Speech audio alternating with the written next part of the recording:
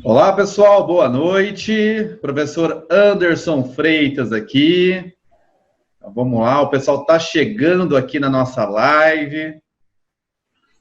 O início da semana Ergonomia em Live. O Fabiano já entrou. Nossa, muita gente entrando ao mesmo tempo. Mader Costa, Clícia, Patrícia, Ana Paula. Oi, Ana!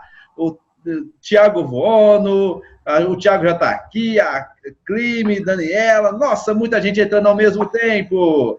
Edgar, tudo bem, pessoal? Como é que vocês estão? Ah, legal, legal, legal. 18 pessoas já aqui conosco ao vivo. Deixa eu ver mais aqui. Ah, certo. Então vamos lá, 23 pessoas. Pena, Jaque, o Bruno, tudo bem, Bruno? Bom, pessoal, 25 pessoas aqui. Olá, Andréia, nossa Andréia, aluna também do curso. Oi, Andréia, tudo bem? O canal Ergonomia, o Carlos. Estamos aqui ao vivo, 27 pessoas. Bom, gente, seja bem-vindo ao início da Semana Ergonomia em Live. A semana começa hoje, dia 6 de abril, e vai até o dia 9 de abril, que é quinta-feira. Nós teremos aí cada dia um palestrante para você, com um tema onde nós vamos abordar o contexto da ergonomia e também trazendo assunto aí, dicas de como você pode se ajudar enquanto empresa, enquanto consultor, e também ajudar os empresários a enfrentar esse processo de crise que nós vamos passar aí com essa epidemia.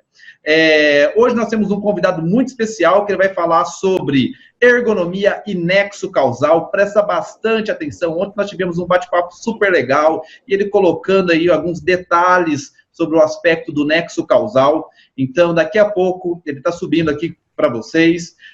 Teremos também amanhã o Átila Andrade falando sobre gestão ergonômica. Na quarta-feira, o professor Dr. Robson Spinelli, que foi pró-reitor da Fundacentro, o órgão máximo de pesquisa em segurança do trabalhador do governo federal, né, órgão que está envolvido em todo o processo de construção, de atualização das normas regulamentadoras. E na quinta-feira nós teremos o Haroldo Matsumoto, que é consultor do Pequenas Empresas Grande Negócio, que vai trazer para a gente sacadas aí de como fazer uma gestão frente à crise, né, a possível crise, vamos colocar enquanto possível, mas a gente já pode entender que nós teremos grandes desafios aí após todo esse período de isolamento social e contágio pelo coronavírus. Bom, só uma contextualização aqui para vocês, tá? Vamos lá. Presta atenção no que eu tenho para dizer para todos aqui. Presta atenção. Primeiro, essa live não ficará gravada, muito provavelmente não ficará gravada aqui no Instagram. Estamos fazendo uma gravação por um aplicativo e depois nós vamos disponibilizar lá no YouTube. Então, se você perder, pode ser que você consiga assistir lá no YouTube. Então, assim, ao vivo a gente está garantindo, tá? Na sequência, você pode ver aí a reprise lá no YouTube, no canal da Ergo Company no YouTube.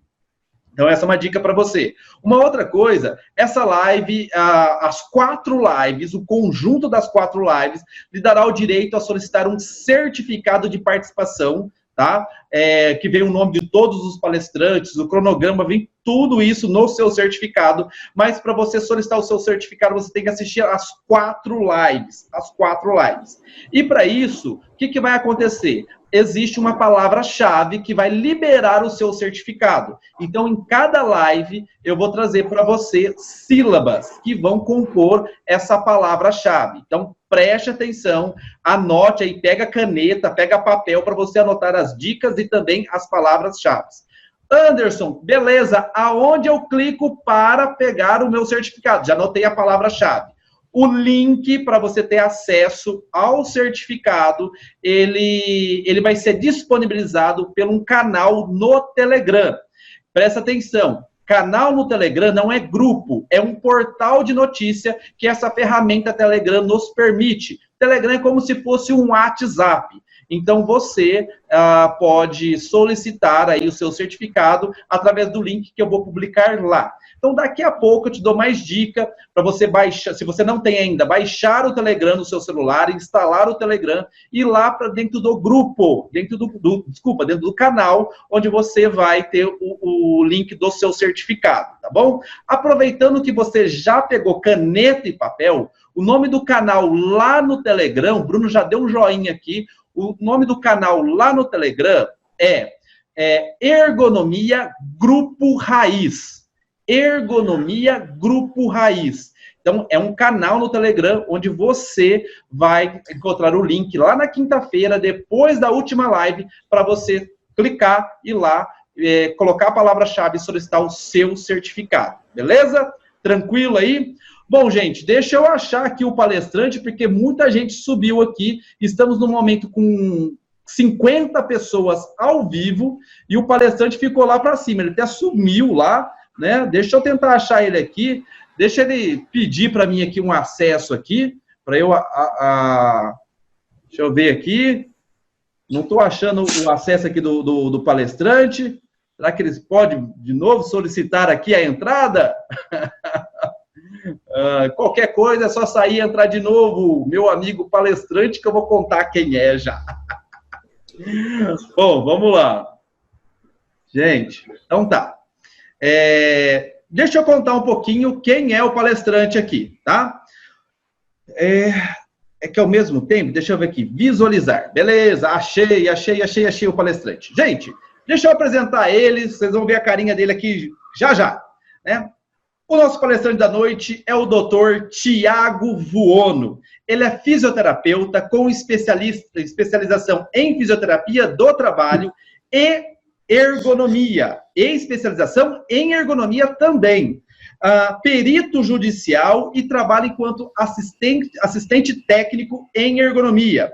Consultor em ergonomia e saúde ocupacional. Ele é sócio-diretor da TMV Ergonomia e é autor do método de Vuono em perícia ergonômica e com 15 anos de experiência na área da ergonomia, na área da perícia, e vai trazer aqui um tema para nós aqui, que é ergonomia e nexo causal. Então, vamos aqui autorizar a participação. Está subindo aqui para vocês o nosso amigo Tiago Vuono, numa contagem regressiva em 3, 2, 1. Tiago, você já está ao vivo com a gente. 51 participantes ao vivo aqui com a gente, Tiago. Boa noite a todos. É um prazer aí. Muito obrigado, Anderson. Obrigado, Ergo Company, pelo convite. É uma satisfação enorme aqui de poder participar, né, de podermos agregar conteúdos eficientes de ergonomia. Parabenizo também da iniciativa da Ergo Company em disponibilizar esse estudo, né, uma apresentação aprimorada de várias questões em ergonomia para o pessoal poder, né, assimilar, entender melhor as práticas, né, as diretrizes e especialmente nessa crise, digamos assim, que o país vem passando, né? O mundo vem passando com as questões do coronavírus e estamos todos em isolamento. É um prazer estar aqui. Obrigado, o prazer é todo nosso, Tiago. Obrigado pela prontidão também em se prontificar, trocar uma ideia, conversar com o pessoal e participar desse projeto, né? A Semana Ergonomia em Live. Pessoal, então vamos lá. Tiago, conta um pouquinho para a gente essa relação, então, de ergonomia e nexo causal. Qual é a relação disso? Qual é o contexto disso? Faz uma introdução para o pessoal, para a gente começar. Pessoal, vocês podem colocar pergunta aí para o Tiago também, hein? Vai lá, Tiago, contigo. Bom, a ergonomia ela é extremamente importante no âmbito da perícia judicial, principalmente pela sua relevante contribuição junto ao estudo, né, da avaliação da sistemática do nexo de causa entre afecções, né, distúrbios osteomusculares, queixas patológicas com atividades laborais. A questão da ergonomia, né, os indicadores de ergonomia, eles serão cruciais para o perito judicial estabelecer o tipo de nexo, a sua relação ou não com a atividade. Então, esse é o papel fundamental da ergonomia e também do ergonomista, né, que trabalha com perícia judicial. Ele vai ser crucial, extremamente importante para poder, né, o perito judicial ter elementos fundamentais para poder taxar com nexo ou não nexo entre a afecção DORT, né, o distúrbio ósseo-muscular, com as atividades laborais desenvolvidas. E também vai colaborar, auxiliar a decisão final do juiz nesta questão, nesta queixa patológica. Legal. Tiago, quero começar aqui, talvez com uma pergunta, talvez um alinhamento técnico, tá? Certo. Nós temos aí o nexo causal, né, que é, inclusive, o tema para a gente conversar aqui, e existe um outro termo também chamado nexo técnico, né? A questão são sinônimos, são duas coisas diferentes, são correlações em áreas diferentes, como que é? Bom, o nexo técnico, ele é dado especialmente pela perícia médica do INSS, onde o médico lá do INSS, ele vai verificar as questões de nexo técnico, né, conforme a queixa trazida, a reclamação do funcionário, ele vai avaliar, o médico, né, uma atividade restrita para o profissional em medicina, onde lá no INSS ele vai determinar, ele vai relacionar o distúrbio queixado, né, a queixa patológica, e vai relacionar tecnicamente com a atividade. Não terá uma avaliação precisa lá no posto de trabalho dele. Ele vai especular, ele vai determinar, sem estar lá na atividade, através da atividade desenvolvida por este funcionário, e também vai trazer essa informação patológica e ele vai relacionar. Isso é o nexo técnico, que é dado pela perícia médica do INSS. O nexo causal, ele é todo estudo do nexo embasado propriamente lá na atividade, onde vai colher informações, pareceres, né, periciais, lá em loco na atividade, onde vai fomentar, onde vai elucidar toda a questão do nexo causal, que é maior do que o nexo técnico. O nexo técnico ele é presumido. O nexo causal é quando você evidencia tecnicamente lá na atividade. Tá. Nós já temos uma pergunta aqui, Tiago, mas me permita só fazer um gancho aqui. Claro, claro. Então vamos lá. O nexo técnico, o médico lá do INSS recebeu o trabalhador e ele estabeleceu o nexo técnico. Essa empresa ela vai ser comunicada, né, já com a espécie B91. Tô certo nisso? Isso aí. Inclusive, o nexo técnico, que o Carlos colocou aqui, né, é a base de dados do NTEP, né? Do NTEP. Isso aí.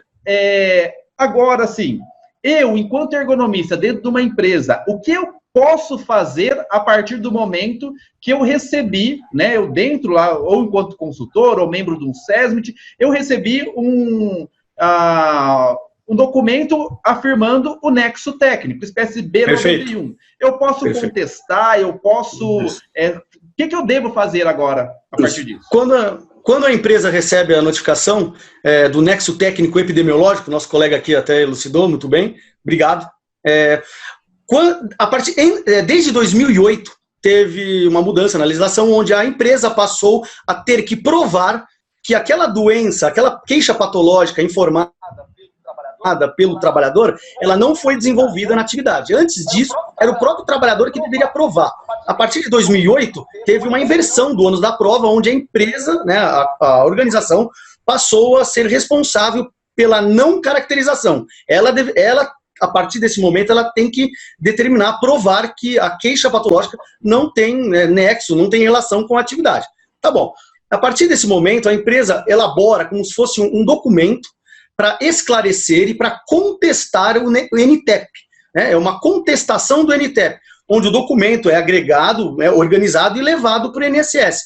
Que documento é? Cada empresa segue um padrão específico, mas geralmente adquire informações junto ao SESMIT, junto ao sistema de medicina do trabalho da empresa, onde vai elencar questões diagnósticas lá do trabalhador, queixas dele, queixas da atividade, avaliações até físicas, funcionais por fisioterapeutas também, e também avaliações com foco em perícia, claro, diagnósticas do risco ergonômico ergonômico na atividade. É aí que a ergonomia entra para poder colaborar com, com essa documentação que é levada para o INSS. Então é feita uma avaliação ergonômica sob o foco do risco ergonômico, do risco ocupacional, para mostrar, para provar tecnicamente que aquela atividade não promove, não propõe uma demanda maior, de uma condição ergonômica inadequada, talvez originada por uma queixa patológica. Então, aí que entra a ergonomia nesta questão. Ela vai avaliar a atividade, vai provar que aquela atividade não tem risco e vai elencar, colocar junto a esse documento e levar para o INSS para contestar esse NTEP. Então quer dizer que essa correlação, e eu acho que já vem para a próxima pergunta, essa correlação em você se posicionar em relação ao nexo técnico quanto nexo causal, também é uma atividade do profissional de ergonomia. Sim, sim. O profissional da ergonomia vai entrar nessa questão, que ele vai avaliar a atividade nesta empresa e ele vai promover, vai elaborar um laudo técnico ergonômico, que acho que é até interessante falar logo mais as diferenças, né, de um laudo, de uma análise. Ele vai formular um laudo técnico em ergonomia, ou laudo ergonômico pericial, ou laudo ergonômico de perícia, ou laudo ergonômico diagnóstico. Existem vários, até relatório ergonômico. Enfim, é um estudo de ergonomia com base em avaliações do risco, né, específico, onde ele vai determinar exatamente se aquela atividade tem ou não maiores questões de risco ocupacional. Vai juntar junto aos documentos de medicina e de saúde ocupacional e mandar para o INSS, para contestar essa relação, né, presumida. E essa é a diferença. Então, nós temos dois estudos diferentes, com focos diferentes. O laudo ergonômico e a análise ergonômica. Né? É isso aí. O Maico colocou aqui para a gente, né? O engenheiro Maico colocou isso aqui para gente. A diferença, né? Igual você disse, Thiago, o laudo ergonômico, que às vezes pode atribuir a empresas ou profissional atribuir outros nomes, né? E a análise ergonômica do trabalho. Porque as pessoas têm muito assim, quanto você cobra, ou você faz o laudo ergonômico, né? Tem alguma contestação aí para a gente, né? O que está acontecendo, né?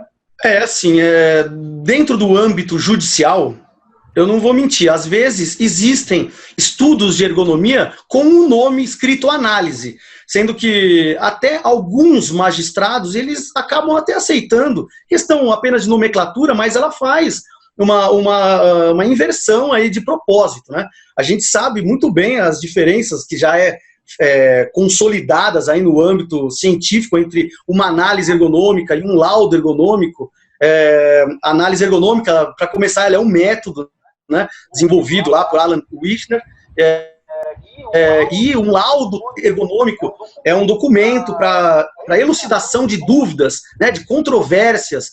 Uma análise ergonômica ela é um estudo mais macro da empresa, para entender a complexidade do trabalho, né, para entender toda a dinâmica dele e de promover soluções aí para possíveis desequilíbrios. Então, a análise ergonômica ela é fundamentada de um problema, tem até muito bem embasado na manual de apresentação, manual de instrução da NR17, onde informa direitinho. Basta ir lá no manual, que é fácil achar no Google, e vai estar escrito perfeitamente lá. A análise ela é feita, demanda um problema. O laudo é outra coisa. O manual de aplicação da NR17, né? Que está lá para vocês abaixarem da Escola Nacional do Trabalho, que você pode baixar o manual lá, tranquilo. Uma outra coisa, Thiago, quando eu falo assim, a análise ergonômica é uma análise macro. E aí o pessoal acha que é a análise ergonômica da empresa como um todo. Empresa toda, não. Macro, sabe como é que eu explico a análise ergonômica na universidade, Thiago? Eu pego uma cena do filme do Homem de Ferro 2. E ele está tentando estudar aquele reator Arc que ele está no peito, que está intoxicando ele.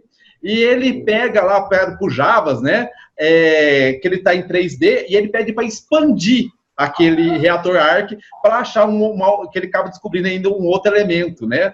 Do lado tudo HQ, pessoal, HQ.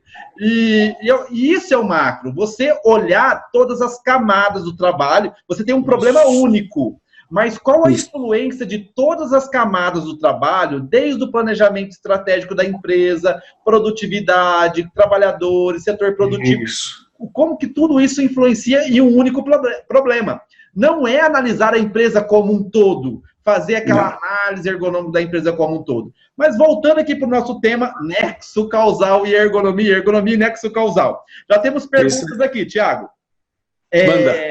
Como fazer para ser um assistente técnico, né? Igual você é assistente técnico. Como fazer? Isso aqui é a pergunta da Cris Lagoa, tá? Ela faz essa pergunta. Como eu posso fazer para ser um assistente técnico em ergonomia? Legal. Bom, Cris, um abraço aí, obrigado pela pergunta. Bom, para ser um assistente técnico, o assistente técnico ele é parcial, então ele vai defender tecnicamente a parte. Essa parte pode ser a empresa ou pode ser o autor do processo, né? O reclamante, o trabalhador.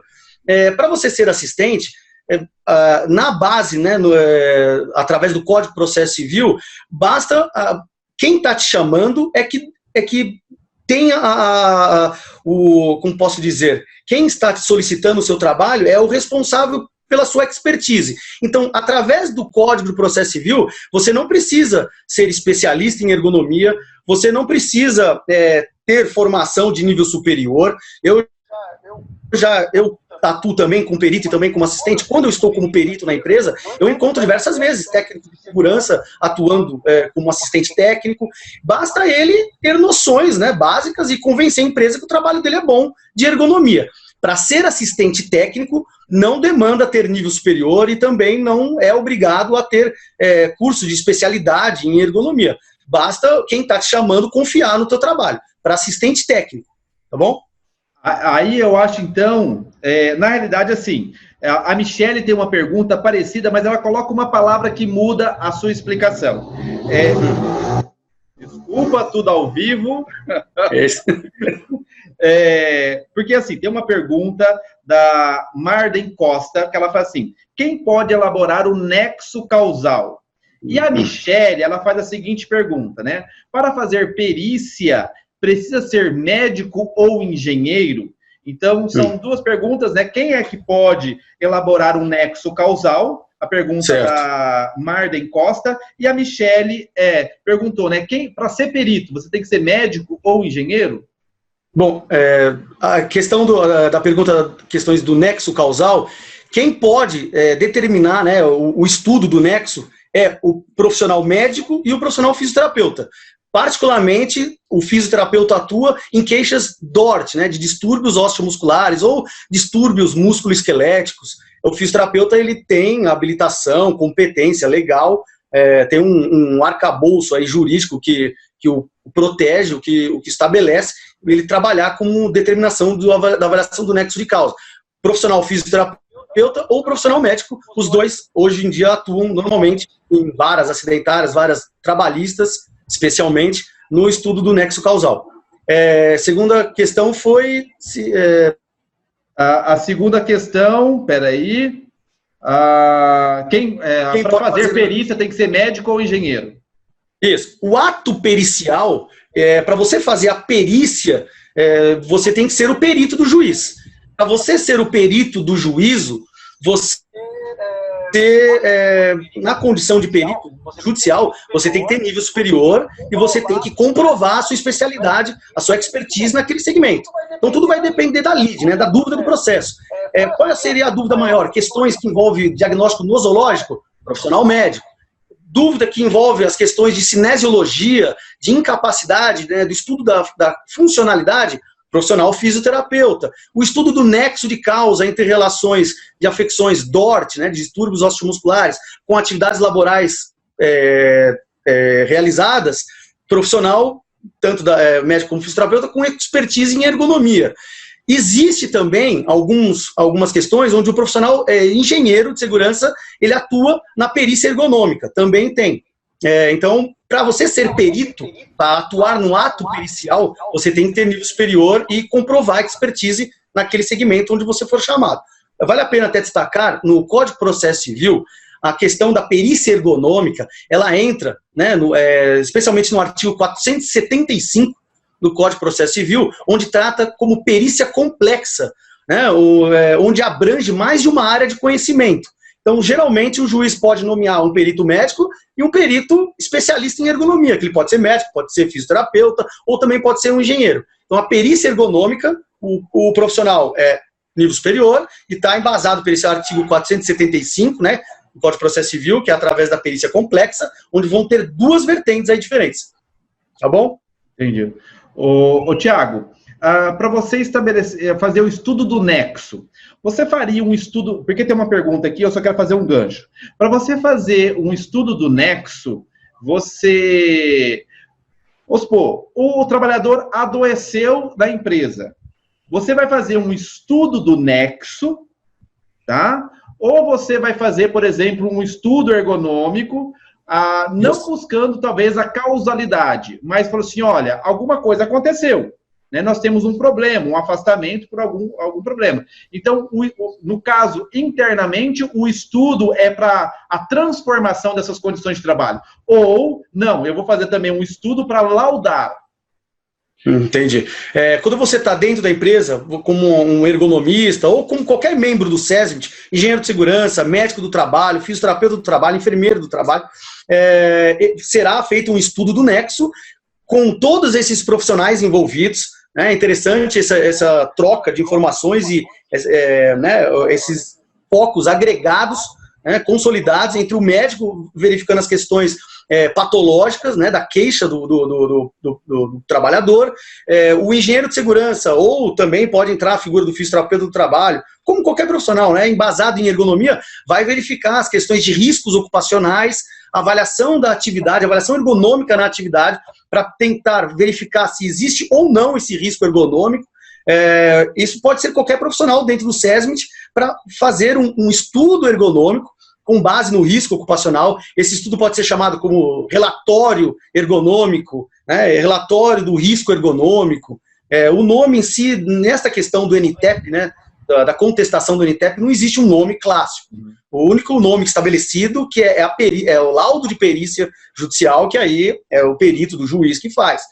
E você, estando como assistente técnico da empresa, você faz também um relatório ergonômico pericial, ou um relatório técnico ergonômico de perícia, entendeu?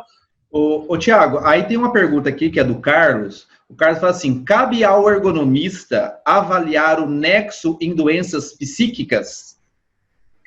Então, esse é um assunto bem interessante, legal pergunta, boa pergunta, porque hoje em dia, os profissionais de ergonomia que estão sendo nomeados como perito ou assistente técnico, ou também como profissional dentro do SESI para trabalhar na aplicação do NTEP, especialmente esses profissionais que estão focados em ergonomia forense, hoje em dia, a causa máxima, né, o propósito maior, está ainda relacionado às LER-DORTs, né, os distúrbios osteomusculares.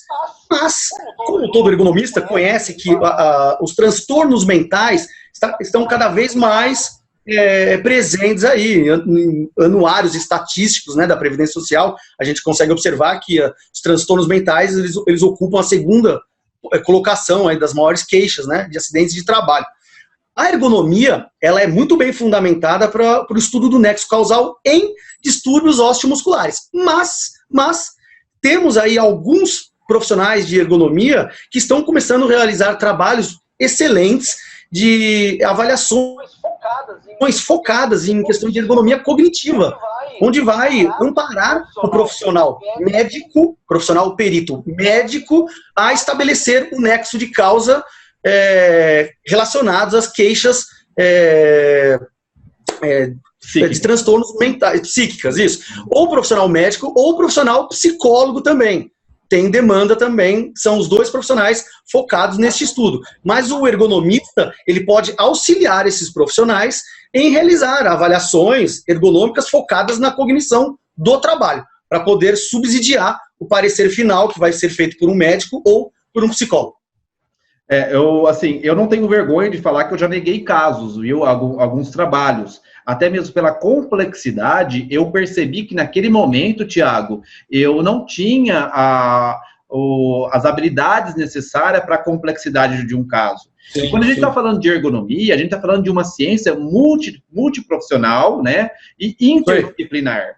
Então, quando a gente talvez, quando a gente está aí numa relação de estabelecer um nexo causal, ou até mesmo fazer um estudo de causalidade para uma contestação, coisa nesse sentido, a gente pode reunir a equipe ou pedir auxílio de outros profissionais para compor um processo de estudo de investigação, né? Isso. Só um adendo rapidinho, lembrando sempre que você estando na figura de perito do juiz, se for uma questão focada em transtornos mentais, né, será também nomeado da mesma forma, um perito médico ou um psicólogo, juntamente com algum profissional de nível superior, focado em ergonomia própria, em cognição do trabalho. Da mesma forma, eu também já teve alguns casos que envolveu a questão de ergonomia cognitiva, onde eu declinei e também informei, dei sugestões para o juiz para ele indicar profissionais especialistas em ergonomia, mas com foco bem específico em cognição do trabalho, que até hoje não é o meu propósito. Meu propósito é avaliações, claro, com a ciência e ergonomia direcionada aí em DORT, né? E até o Michael, ele falou uma questão legal aqui no engenheiro Michael, né? Falando da equipe, a equipe que compõe o SESMIT, também possui de nível superior. Tem também o técnico de enfermagem, né, o técnico não é o nível superior, só que ele compõe a cadeia do SESMIT também em algumas empresas. E ele falou que a ergonomia cognitiva e psicossocial está em alta. Exatamente. Está cada vez mais presente em estudos periciais. Então a gente consegue perceber, além do todo o valor que a ergonomia tem em DORT, em LER-DORT, ela também, certamente, ela agrega no estudo, né, de questões de transtornos mentais através da ergonomia cognitiva. Vai ser um aliado aí fundamental. Boa, Maicon. Então tá subindo bastante pergunta aqui, Thiago. Se você quiser ajudar no dinamismo aí também, de ver alguma pergunta e já puxar, é que eu fui perdendo a ordem aqui, gente. Como vocês estão fazendo bastante pergunta, aqui, ó, o Michael confirma, né, o laudo e laudo ergonômico e análise ergonômica são coisas diferentes, né? Isso. Michael, engenheiro Michael. Teve uma aqui. Lembrando que uma análise ergonômica, ela está na norma, é uma determinação, né, do Ministério do Trabalho, é uma exigência do governo. Além das outras perspectivas da análise ergonômica, ela está relacionada à medida, né, da legislação. O laudo ergonômico, não, é uma determinação para verificar uma dúvida, né, é uma outra vertente. Sim, eu achei aqui a pergunta da Marden Costa, mas fazendo um alinhamento do que você acabou de comentar, inclusive o manual de aplicação da NR17, ela vem esclarecendo o termo, né, que até ainda está em vigor na primeira atualização da NR17, que foi em 1990, que trouxe o item 17.1.2, que coloca lá, para avaliar as condições ergonômicas, cabe ao empregador fazer análise ergonômica. No manual de aplicação da NR17, eles trouxeram o sentido do que essa palavra cabe. E aí é onde está a determinação. Então, olha, fazer uma perícia. Então, nomeação pelo juiz. E quando é a força da obrigação de fazer uma análise ergonômica? Quando o auditor fiscal do trabalho, ele pede, situação 1, tá? Situação 1. Quando o auditor fiscal do trabalho, ele pede. Então, aí cabe ao empregador honrar com os pagamentos do ergonomista, né? Que é uma determinação. Então, o auditor pode fazer essa exigência. A nova redação que está proposta aí, Thiago, ela tem um ajuste nesse termo, né? Colocando o momento de quando fazer a análise ergonômica. Não é nosso tema aqui de assunto, apesar que nós vamos ter o professor Robson falando sobre o GRO e PGR, mas não vamos falar sobre a NR17 ainda, porque ela não foi publicada, né? Está em processo de revisão, mas tem um item lá que a gente teve isso em consulta pública, porque o empregador ele tem que informar para o seu trabalhador todos os riscos ocupacionais, todos os riscos de todas as naturezas de riscos ocupacionais, né? Que são riscos físicos, químicos, biológicos, ergonômico e de acidente. E aí, como levantar, então, os riscos de natureza ergonômica, né? De natureza ergonômica. E aí vem falando de uma avaliação preliminar de riscos ergonômicos, tá? que vamos deixar esse assunto um pouquinho lá para o Dr. Robson também trazer aqui para a gente não fugir. Aí a Madden coloca assim, ó, apenas para reforçar, o nexo causal é apresentado por meio de um laudo ou uma análise? Rapidinho, 30 segundos. O nexo causal, o estudo do nexo causal, ele é determinado, ele é visto através de um laudo. Beleza. Então vamos lá. O Denis, o engenheiro de segurança também com pós-graduação em ergonomia pode elaborar o nexo causal também ou não? Não. O que eu falei, qual é o propósito maior dessa avaliação, né, de ergonomia? Geralmente ela está linkada no estudo do nexo causal em queixas patológicas por distúrbios osteomusculares. Então o profissional, através de normas, através de resoluções, desde o Código de Processo Civil, ele está voltado a profissionais de medicina e fisioterapia. E também, o DORT, né, a questão dos DORTs, LER-DORT, quem faz isso é um profissional em medicina e fisioterapia. A engenharia não. Tá. O engenheiro Maico coloca, de novo, acho que era sobre aquele assunto que nós estávamos falando sobre a análise dos aspectos psíquicos, né? Nexo causal, se o ergonomista ele vai fazer o estudo da causalidade aí, e até o Michael colocou assim, é complexo, né? Solicite um especialista no assunto, né? Perfeito, isso mesmo. Se você nunca trabalhou com isso, eu tenho tranquilidade de ser bastante transparente, inclusive, enquanto consultor, de ajudar o meu cliente a buscar esse profissional. Porque o meu cliente, ele não conhece o assunto técnico. Né? Pode ser que ele encontre um outro que não saiba e o cara, né, visando o mercado, ele pega o assunto e não vai, a empresa só vai gastar dinheiro com isso, né, Thiago? Isso principalmente porque a ergonomia é uma ciência, né, multi-interdisciplinar, ela tem várias vertentes, várias formas, ciências envolvidas. Então é interessante você direcionar para o maior profissional mais adequado naquele segmento. Por isso que normalmente as perícias ergonômicas para serem amparadas a estudo nexo em transtornos mentais, geralmente quem nomeia é um perito profissional, nível superior, com especialização em ergonomia e com bastante expertise, né, um conhecimento aprofundado em cognição do trabalho. A Ivabela, que é isso mesmo, Ivabela o nome dela, esteve com a gente hoje à tarde, ela coloca assim, né, é correta a utilização de ferramentas ou métodos para elaborar a AET, e aí eu vou reformular, Ivabela, só para a gente não fugir do nosso tema, tá? É correto utilizar ferramentas ou métodos para a elaboração de um laudo ergonômico? Como que é a sua relação com essas ferramentas, ditos ferramentas ergonômicas, no seu processo de laudar, de uma perícia ergonômica?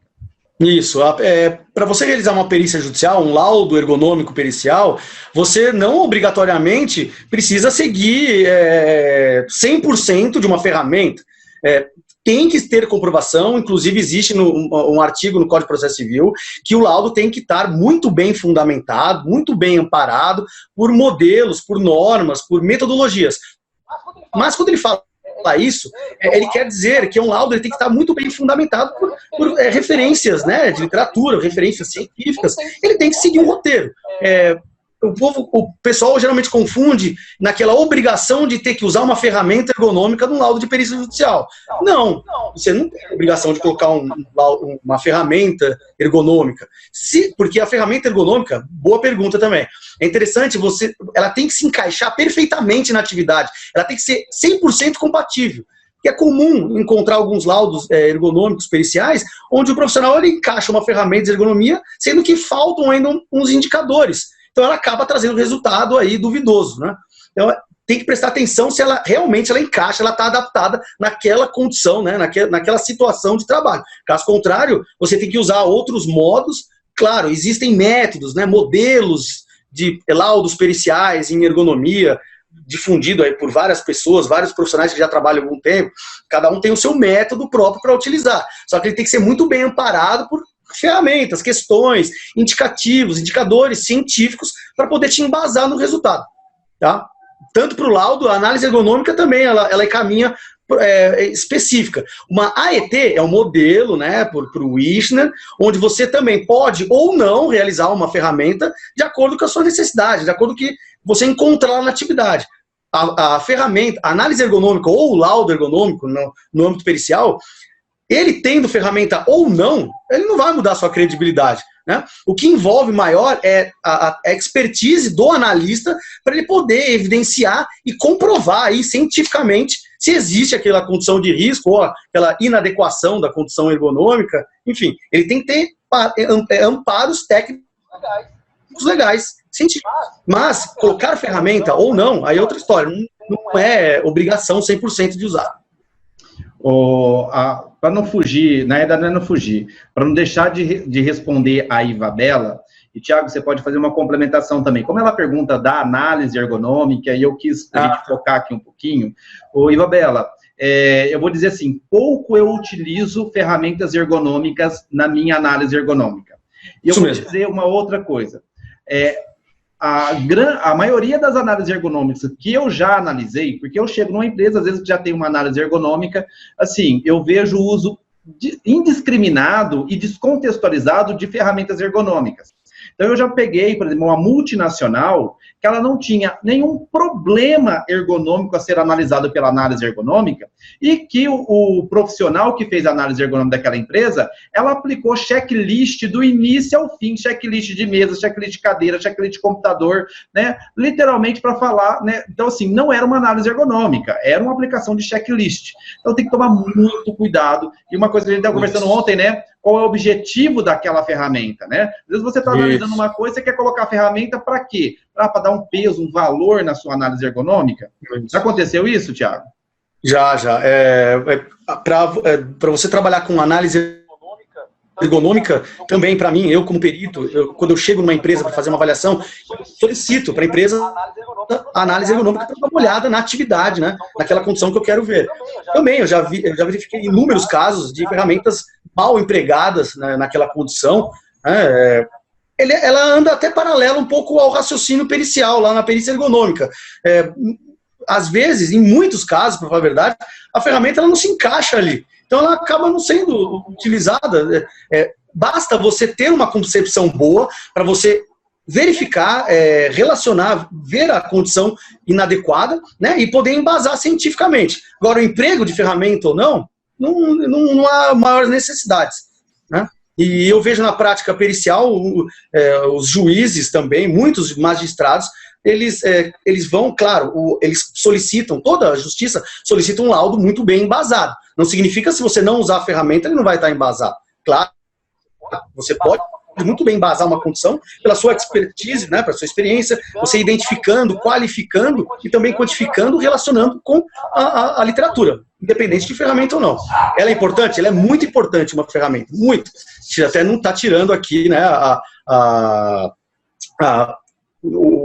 relevância, o valor dela, a relevância, a maior parte das ferramentas, elas têm validação científica mundialmente reconhecida. Isso não está tirando o valor dela, não. Pelo contrário, ela muito bem empregada, ela traz um resultado muito legal aí. Ok. Nós chegando aí, já faltando quase 15 minutos, 17 minutos para a gente encerrar, o Climen Rodrigues, eu acho que é isso, ele é profissional de educação física e está falando que tem muita dificuldade de se inserir nesse processo para ser um perito, né, trabalhar enquanto perícia. Você tem alguma dica para ele de como ele pode entrar nesse mercado da perícia? Isso. Olha, o profissional de educação física, conheço diversos profissionais de educação física excelentes em ergonomia, né? Tá aqui meu amigo Anderson, que também tem uma formação básica em educação física, ele é um baita profissional de ergonomia. O educador físico, ele é chamado para ser nomeado, ele pode ser nomeado, ele é um profissional de nível superior, ele pode muito bem ser encaixado na perícia complexa lá no que eu comentei para vocês, através do Código de Processo Civil, onde este profissional de educação física, especialista em ergonomia, ele provando toda a sua expertise na área, ele pode muito bem ser indicado. Então, da mesma forma que um fisioterapeuta trabalha com ergonomia, ser nomeado por aquele propósito, ou até um profissional médico trabalhando nas questões de ergonomia, muito bem, ele pode ser nomeado tranquilamente como perito juiz. E assistente, que não comentei, não tem obrigatoriedades de nível superior. Qualquer pessoa pode, porque quem vai ter que provar ou não é o cliente que está chamando ele. O Morini, eu acho que é Bruna, né? Deve ser a Bruna Morini. Este laudo do nexo causal. Estou frisando algumas palavras justamente para dar ênfase. Esse laudo do nexo causal, esse laudo do nexo, é feito somente como documento de contestação quando há um nexo técnico epidemiológico, ou pode ser feito assim que algum trabalhador é afastado como forma preventiva. Então, assim, nexo causal, laudo de nexo causal... Não. O nexo causal é um estudo do nexo causal que ele está inserido aí nas perícias judiciais ou também nas questões de prevenção ocupacional, onde existe, né, um estudo para contestar o NTEP, o nexo técnico epidemiológico. Se você estiver trabalhando na perícia, vai ser um laudo de perícia judicial que lá dentro vai constar o estudo do nexo. Não existe laudo de estudo do nexo, não. É um laudo de perícia onde lá dentro tem todo o estudo, toda ponderação do nexo de causa. Você, como um membro do SESMIT ou um profissional de ergonomia que é chamado para poder contestar o NTEP, da mesma forma, você vai fazer um relatório técnico de ergonomia para ser inserido dentro de um estudo para contestar o NTEP. Não é um estudo do nexo, é para contestar esse NTEP. Entendeu? Então, não pode relacionar o laudo com o nexo. Não, o laudo é o grandão. O nexo é um estudo que está lá dentro do laudo. Tá? O Denis, ele pergunta se você pode dar algumas... se você tem algumas citações, referências, né, sobre estudos psicossociais na área da ergonomia. A gente pode falar da Cláudia Olay, da professora Cláudia Olay, que estuda a ergonomia cognitiva. Quem mais, assim, mais específico que a gente tem? Olha, ela é referência porque ela tem, né, livros, ela tem artigos científicos muito bem fundamentados aqui no Brasil. Olha, é uma área muito específica, né? Então a Cláudia Olay, para mim, também é a pessoa indicada. Tem alguns livros da USP que comentam, acho que depois é interessante até colocar para eles, não sei se você pode passar algum tipo de referência, a gente consegue pesquisar aí algumas formas melhores. Mas assim, de pronto, eu conheço a Cláudia, que ela é referência no assunto. A gente faz isso, pessoal, compartilhar esses materiais pelo nosso canal lá no Telegram, que eu já falo um pouquinho aqui para vocês, tá bom? Tiago, só tem mais uma pergunta.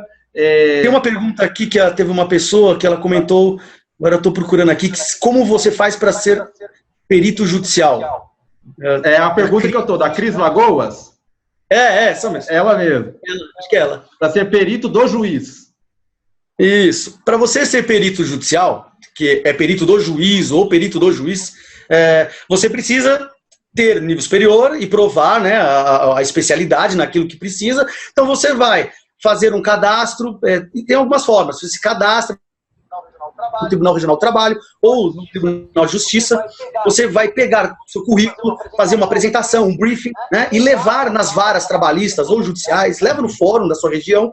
Cada cidade do Brasil tem uma forma distinta, mas geralmente você faz o cadastro no site deles, depois leva todo esse documento, seu currículo, um briefing, né, uma apresentação, leva na vara, tenta conversar com o juiz ou com o diretor da vara, tenta fazer uma reunião com eles para poder explicar seu trabalho, né? Então você vai ter o cadastro e depois vai poder explicar e repassar o seu material para eles. E torcer aí para a indicação, conforme a dúvida do judicial na sua região, conforme a demanda, você vai poder ou não ser nomeado como perito do juízo. Assistente já é outra vertente. Tiago, rapidinho, eu vou fazer uma pergunta aqui e 2 minutos para a gente responder. Primeiro, a Michele perguntou aqui sobre riscos ergonômicos no GRO. Michele, quarta-feira, live com o Dr. Robson Spinelli. Legal, Michele? Isso. Então, você vai ter toda essa informação. Tiago, nós tivemos aí a reforma trabalhista em 2017, onde trouxe a questão do honorários de sucumbência. O que é o honorário de sucumbência, pessoal? Então, por exemplo, as ações trabalhistas. Antigamente, não sei se vocês começaram a perceber isso, nós tínhamos advogados na porta da empresa. O cara foi mandado embora, o cara laçava, vamos entrar com uma ação trabalhista contra essa empresa. Eu tive um amigo que foi gerente de banco. Quando ele foi desligado do banco, porque ele queria ser desligado, ele fez um processo, né, de todo do desligamento dele, ele falou assim: Anderson, eu saí na porta do banco, um advogado me pegou. Falou assim: vem cá, vamos entrar com uma ação trabalhista contra esse banco. E aí, a reforma trabalhista trouxe a lei 13.467, 13.467, alterou o artigo 791 da CLT, que é os honorários de sucumbência. Os honorários de sucumbência. Rapidinho, Tiago, quanto tempo leva, só me fala o tempo, tá? Só para eu terminar a formular a pergunta. Quanto tempo leva para você receber uma perícia, mais ou menos? Isso. Quando você é perito do juízo, geralmente, mais ou menos, tá? Depende muito do curso processual, mas em torno aí de 1 ano até, alguns casos, 5 anos para receber. 5 anos? Depende... 5 anos, depende de 1 a 5 anos para você receber o seu trabalho que você fez. De perícia. Isso, geralmente tem algumas varas que elas dividem o honorário prévio e depois pagam o restante. E outras varas não, só pagam quando encerrar o processo. Entendido. Vai depender da região. E aí essa lei dos honorários de sucumbência, no caso o trabalhador entrou com uma ação contra a empresa e ele perdeu essa ação. O juiz pode determinar de 5% a 15% do valor que ele está solicitando da empresa para pagar os honorários do advogado da empresa. Então, vamos imaginar, 100 mil, 15% de 100 mil é 15 mil. Né? Tô certo na minha conta ou falei besteira? Isso. 15 mil. Isso. Agora, imagina você ajudando na defesa, sendo um assistente técnico, trabalhando com assistência técnica de uma empresa, defendendo a empresa frente a... E você, olha como você consegue mostrar o resultado para o seu cliente em uma defesa. Quando você é um assistente técnico da parte, um assistente técnico, aí independentemente se você perdeu ou ganhou, se o seu cliente perdeu ou ganhou, independente, você como perito ou assistente, você vai receber o que você solicitou, foi acordado ali.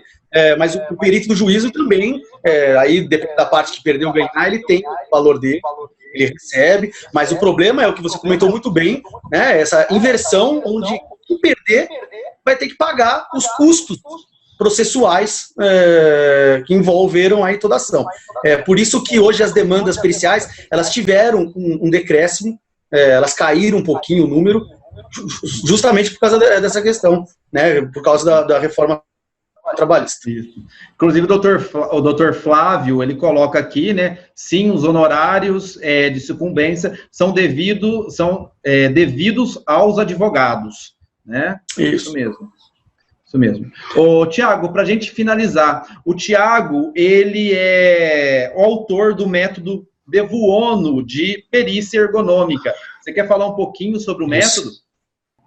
Legal. Eu desenvolvi um método que eu venho atualizando, né? Eu desenvolvi esse método há aproximadamente 10 a 15 anos, onde eu venho atualizando ele, e agora eu disponibilizo todo esse raciocínio de laudo pericial em ergonomia, juntamente com uma compreensão aprofundada aí das diretrizes da ergonomia forense, né?